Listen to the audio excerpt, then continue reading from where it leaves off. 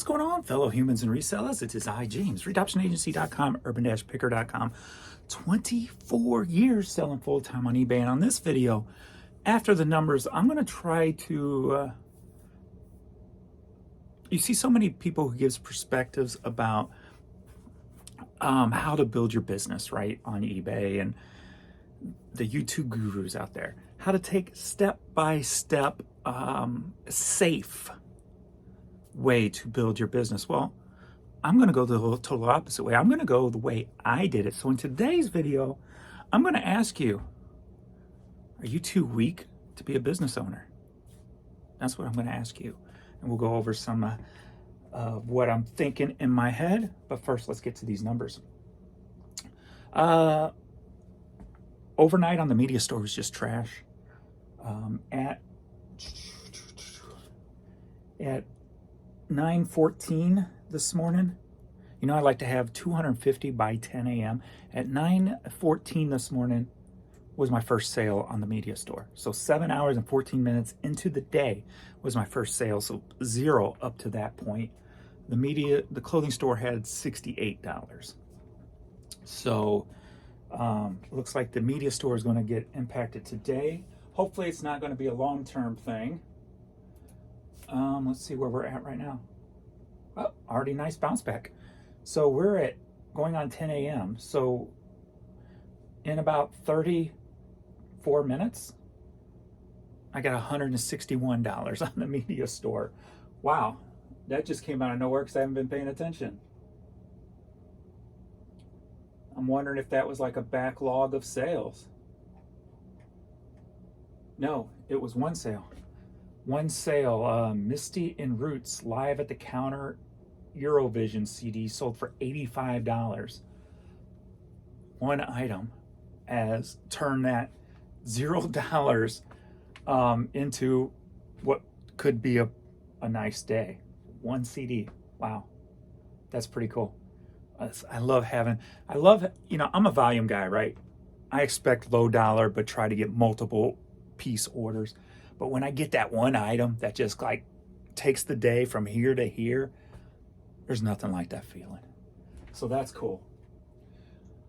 But hopefully that doesn't like slow down the rest of the day where I go hours without anything. And then the clothing store is at $89 right now. So that was good. Good to see. So let's get into yesterday's number.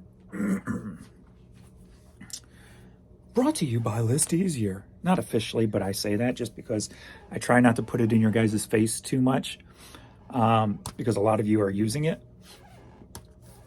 If you're using this and you're watching this video, put in the comments below, has List Easier? From the very beginning, I said it's life-changing. Life-changing. I even wanted to trademark that and make you guys pay me for every time you said it. But put in the comments, has it changed your life? I want to know. I want to hear those stories. Who knows? Maybe they'll be highlighted on something in the future. You know, List Easier is growing. So you never know what your testimonials may turn into. So let me hear from you. All right. So yesterday I wasn't feeling too good. I was just kind of dragging.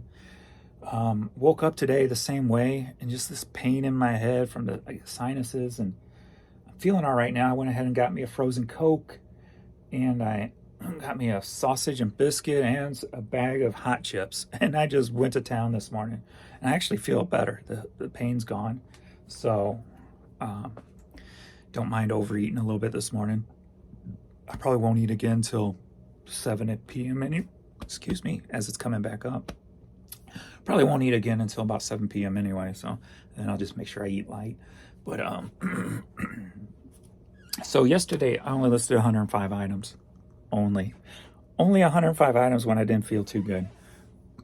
Bringing the run total to 567. Each week needs to be 1,500, so I got about 1,000 items to go. I got a kind of a plan, I think, what I'm going to do today.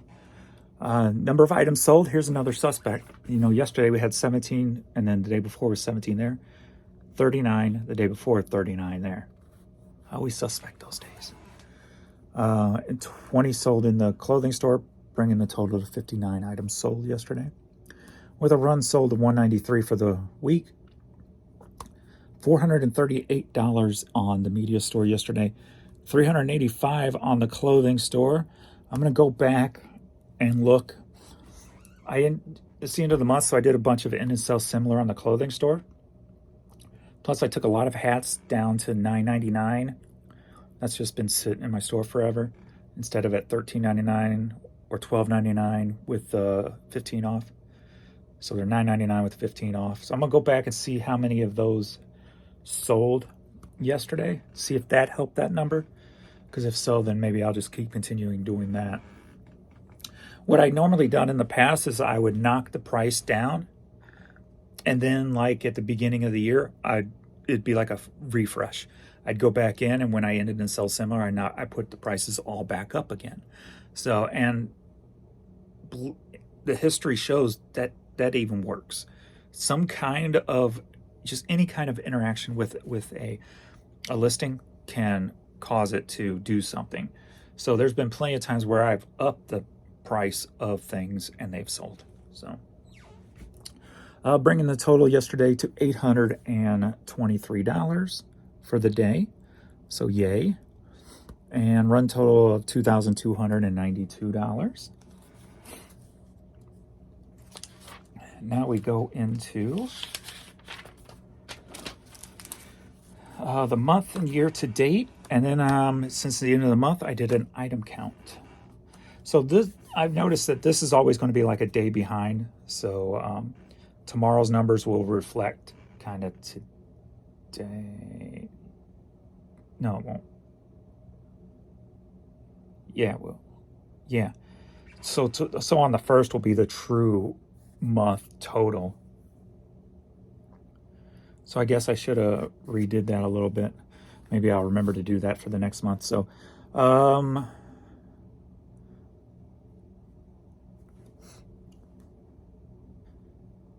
month to date, $13,733 for the media store, $7,618 for the clothing store, bringing the monthly total to $21,351.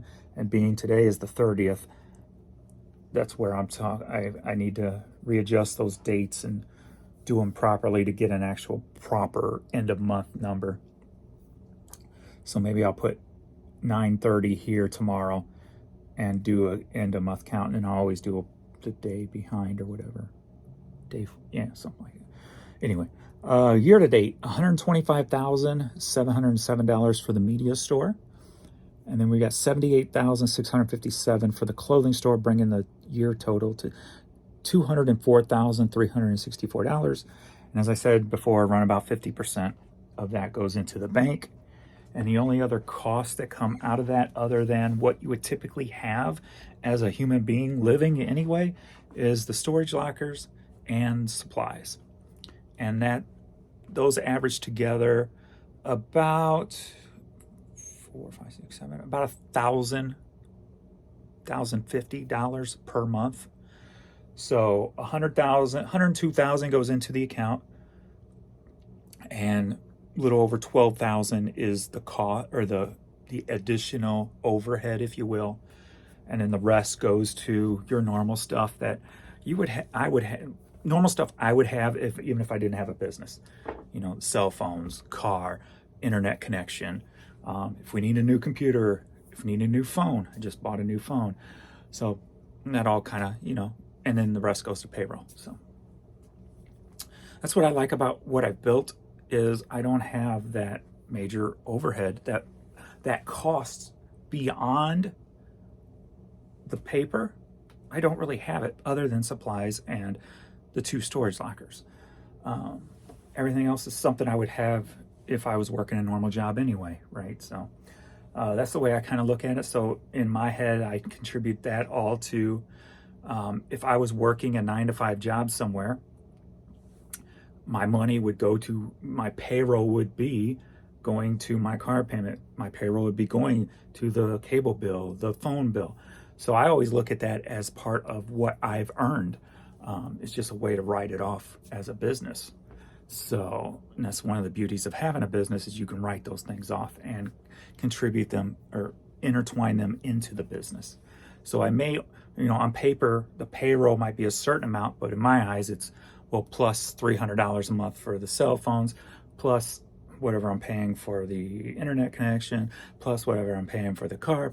So it's all, in my head, it's all intertwined together, saying, okay, if I was working a 9-to-5 job, I would need to make this kind of money in order to match what I make here. So, but that brings me to my topic. Like I said, you see so many people making videos on the safe way of doing business. And to be a true business person, you need guts. You need to take chances. Now, if you're working, everything's working fine and you're happy where you are, then this don't apply to you, right? And this may not apply to everybody. Well, this will not apply to everybody across the board, but just listen to it and keep it in mind, because you never know what's going to happen. Now, one of the main parts of business that I've always lived by is you make your money when you buy. And some people don't understand that, and some people fight against that. And I say those people don't understand business. They don't understand how to build something long term. They're looking at everything in the short term, right? If you're doing this part time, or you're just doing this to supplement something, or you're just doing this to get by for now, it's not something you want to do long term, then this ain't for you. But if it's something you want to do forever, like I did, you've got to take chances. You've got to have guts. You've got to bet on yourself. You make your money when you buy. I shared a picture this morning. 9 years ago was my last buyout I've done. Haven't done a big buyout since. And that was when the Hastings bookstore, music store closed. The first one was in Cape Girardeau. That's where the picture was from. The first inkling I got of the store closing, or the company closing, I jetted down to Cape Girardeau, just a couple of hours away from here, and started getting the lay of the land. I ended up getting, at that location, I ended up speaking with the guy who was part of the liquidation company that came in to do this. And he gave me his card, and he was contacting me, telling me what stores to go to. Like, this store's at 90% off. If you want, go clean it out. So I would get in my car and go clean out that store. And here's the thing. I didn't have the cash to do that, but I had the credit card. I bet on myself. I bet on the business. I bet on what I was doing because I knew it worked, because I had started it in 01, right? So I knew what was going on. Now, I'm not saying, now take the music part out of this when you're hearing my version, because that wouldn't work today. The music part of it anyway. The platform can still work today, but the music part, not so much. And I'll get more detail into that, but if I remember. But I did not have a problem with line of credit using, and were they personal cards at that time still? I think they may have been even 9 years ago. Maybe not 9 years ago. Maybe I did have a business card by then. Because at the beginning, nobody's going to give you a line of credit as an eBay business. You usually got to have several years of back paperwork showing that you turn a profit. And I always did my best to break even. So it took me a long time to be able to find a bank to actually give me a line of credit for doing what I did. And that was First Community here in St. Louis, First Community Credit Union. Excuse me, and these burpings, my food's coming back.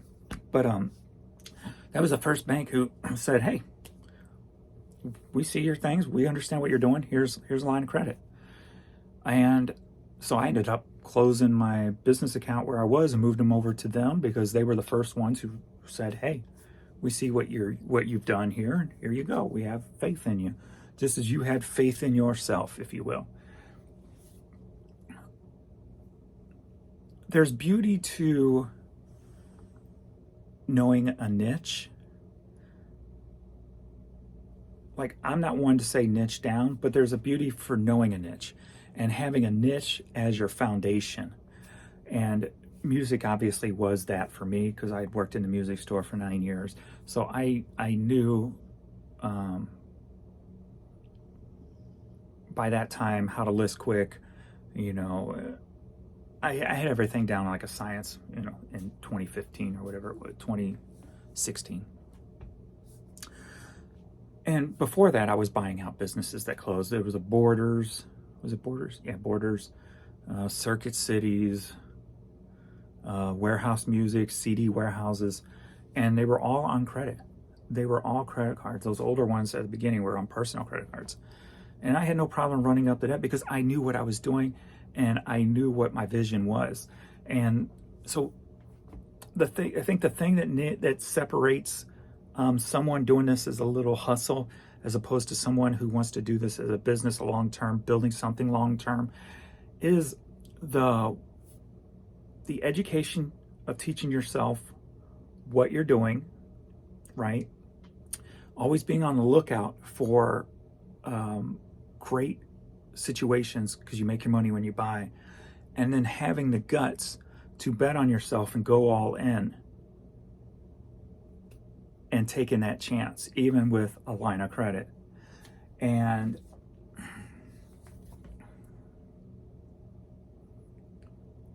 every business, probably not every, but most every business, in some way or form, they have to take a risk.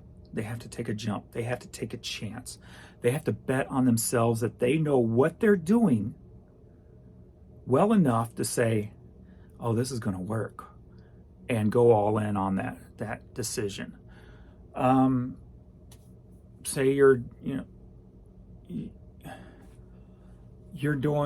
do clothing and some big purchase comes into your lap of a tractor trailer truck full of clothes that you can get for, every item's only going to cost me $1 or 50 cents or whatever the case may be. But it's going to cost you, just round number, $36,000 to do it. Do you have the guts as a clothing seller to bet on yourself and say, here's my credit, here's my line of credit, here's $36,000, give me the merch, let's go? Do you have the guts to do something like that? Right? That's what's going to determine who you are. That's going to separate the common reseller to a business person, to one who wants to build something long term. That's going to be a determining factor. That's going to set that decision is going to, when that decision comes into your lap or you find it, whatever the case may be, that decision is going to determine who you are as a reseller, who you are as a business person. I've kind of turned into that just because I don't need to buy anymore because of what I did and how I did it. Like I said, I've got the 5 storage areas just filled with product that I just need to get to. And I don't have no cost of goods unless I want them, and other than the 2 storage lockers. And the debt's gone. The debt paid for itself over time because I always kept out for those views, like when after that, the whole shoe situation fell into my lap. And shoes were rising at the time as a hot commodity. So I was able to flip that stuff a lot quicker than I do with my small stuff that I've been working on for years. So finding that and going all in, spending $28,000 in 1 month just to buy shoes, $15,000 another month, $10,000 another month, $20,000 another month, going all in, betting on myself. At that time, not only did I have like 2 or 3 credit cards, I would have to get another one to fund that shoe. So I had 4 or 5 credit cards going at that time. The shoes fell into my lap. And that was my make or break point. Because I remember Jan questioning everything at that point.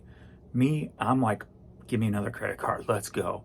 And that's weird coming from somebody who grew up with nothing, who didn't have $1 to his name, but yet Here I am, not afraid to 28,000 on top of another 100 to 150,000 I already had in debt for the business, to just be so free with, let's go, let's go. But I had that faith in myself, what I was doing.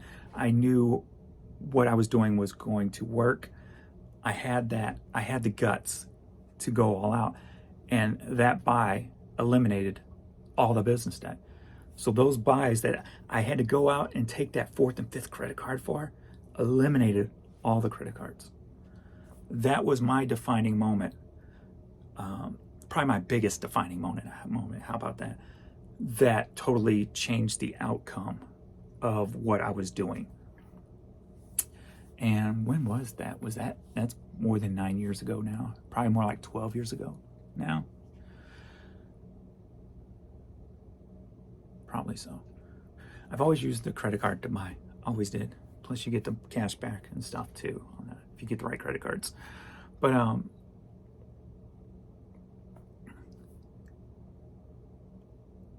do you have the guts to do something like that? Now, like I said, today it might be something different. What would it be today? I don't have a clue because I haven't been keeping up. What is a current trend that, like music was, that is fading out now? Vintage clothes. Vintage clothes are not worth today what they were 3-5 years ago. Vintage shops could be closing up because they can't sell the stuff for what they're investing in it. If they bought a collectible shirt for $100 because it sold for $200 and now it's selling for $50, guess what? They're losing money, right? Vintage shops might be the next thing that starts closing up left and right. Put your ear to the wall. Get out there and see if you can find some of these shops and buy the clothing for next to nothing. Because here's the way I'm kind of looking at it, is a lot of these vintage shops may be closing up now, which means the people running them is probably going to go a different direction, start a 9 to 5, whatever the case may be, because they're older. Because a lot of those places were started by the younger crowd. They might be going into a profession now and they just want the stuff gone. If you go in and buy vintage clothing right now for pennies on the dollar, what I would do personally is what I've always done. I would take that clothing, I would put it aside, I'd store it away, I'd go through and cherry pick anything that's worth high dollar value still to this day, get that, try to recoup your money as fast as possible. I would sit on it because it's going to come around again. So it depends on how long you want to play the game. I'm in this for life. So I would just sit on it and just every once in a while check, hey, or is this stuff popular again? And then just slowly get your money back. And then you're in a position where if you get your money back pretty quick, that's just storage fees, nothing more. So you can do whatever you want with it.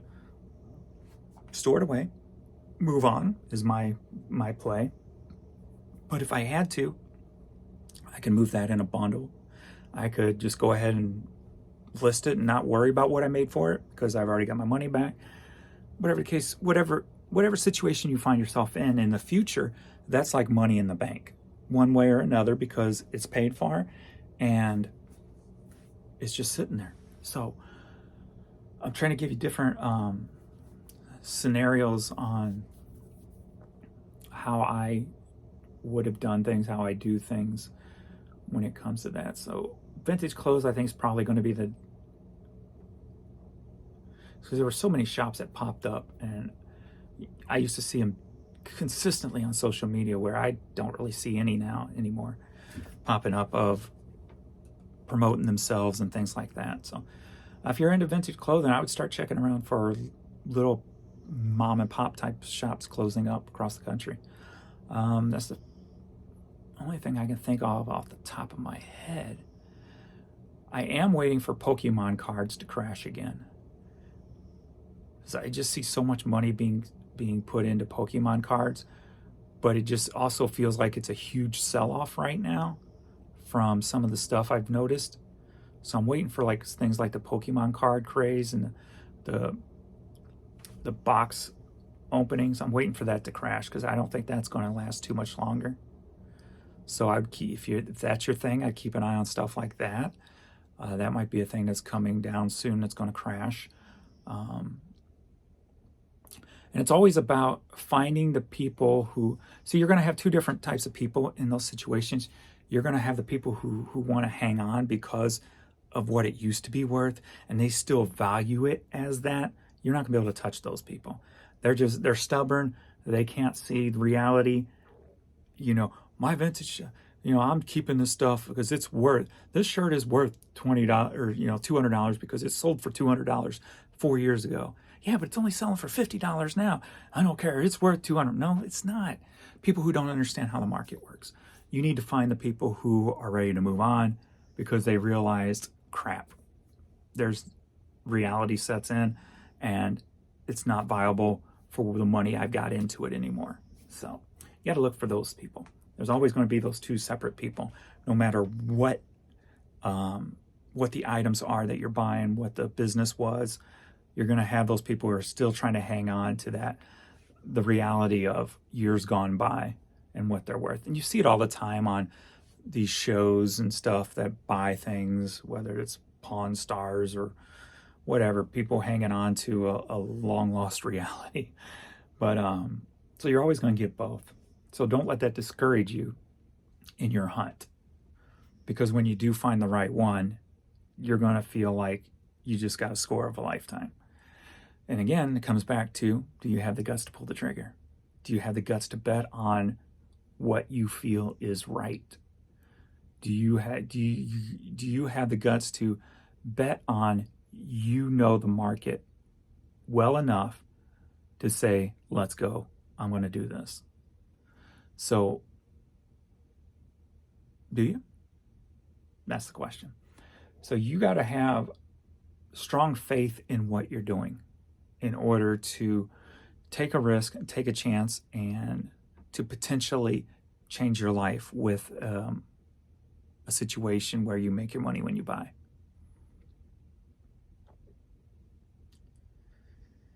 I guess that's about it. I probably forgot to say something I said I was going to say something about, because I always notice I always do that. Forget to talk about something I said I was going to talk about.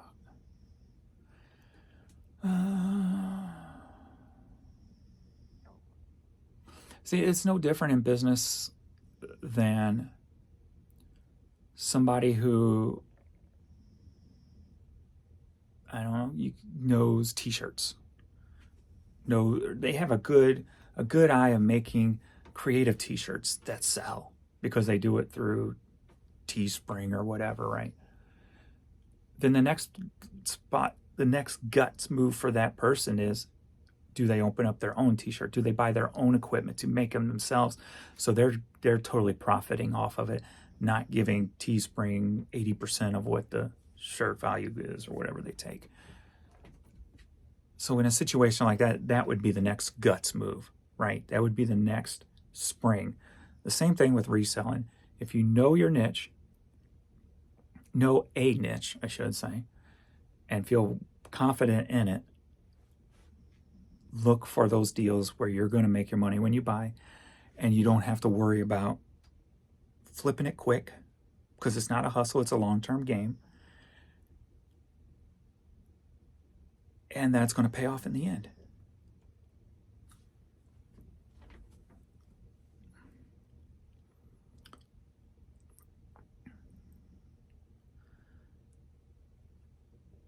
I think that's the different. You don't see people pushing what I just said too much on YouTube, because there are people out there who have said, nobody can do what you did. And I'm here to say, yeah, you can. May not be able to do it with CDs these days, but you could probably do it with vinyl. Vinyl's taken a little bit of a downturn. So if you could find a huge vinyl lot, you're going to profit more today on someone who understands the market anyway. You're going to profit more today on vinyl than you would 5 years ago, because CDs are actually coming up now. CDs actually, I believe was it last year, outsold vinyl. So there's always windows of opportunity. You just got to know what those opportunities are, understand that field you're buying, the field you're selling, and know what to look for, know what's a good deal and what's not a good deal, and then have the balls, the cojones to bet on yourself. And again, it comes back to knowledge, knowing your numbers, paying attention. And then that, when you do all that, that gives you the guts to make those moves. Because the more information you have inside of you, the less of a chance that it seems to be. It's more of a no-brainer and not one, oh, I'm taking a risk here. It's more of a no-brainer as opposed to a risk, the more information you have. So know your stuff. Learn as much as you can. Teach yourself every day. And you'll get there 100%. So just got to have the guts, the kahunas. And with that, I'm done. All right. Thanks, everybody. And I will see you all. Please like this video, subscribe to the channel. Check out my other channels below. I got videos stacked up for a couple of weeks on those other channels. So that's what I was going to say. So today, what I might do is list a lot of media today to get my numbers back up to where they need to be. So I might pull some items from my storage, boxes of CDs and stuff like that, and do some flip videos for one of the channels. And then just power some media up today to get my numbers up for my listing goal. So, all right. Thanks, everybody. I'll see you all in the next video. Later.